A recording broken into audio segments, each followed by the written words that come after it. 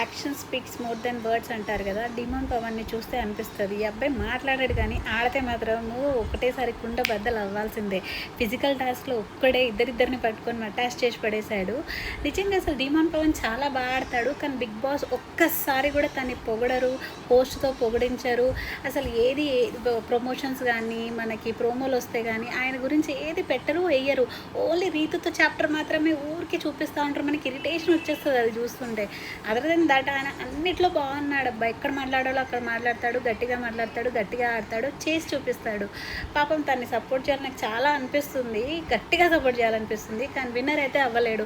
ఎలాగో మన big boss మామయ్య, మన ఎడిటర్ మా వాళ్ళందరూ కలిసి సీరియల్ యాక్ట్రెస్ తనుజానే చేయాలని చెప్పి ఫిక్స్ అయిపోయారు.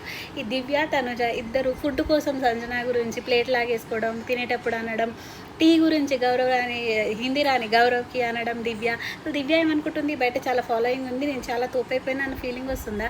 ఏది పడితే అది మాట్లాడుతుంది, షటప్ అంటుంది, అదంటుంది. అప్పుడు తెలుగు రాదు, చెప్పండి అయ్యా నాకు ఎవరైనా. అది నాకేం అర్థం అంటే శ్రీజ చూస్తారా ఎంత మంచి మూవీ, అందుకే శ్రీజ నచ్చుతుందండి. మాధురి కరెక్ట్ డెసిషన్ తీసుకుంటుందని నాకు తెలుస్తుంది ఆమెకి, ఎందుకంటే ఆమె పొలిటికల్ సైడు మినిమం అంచనా వేసి ఉంటుంది.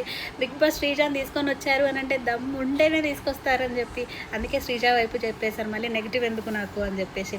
That's good movie actually Madhuri గారు.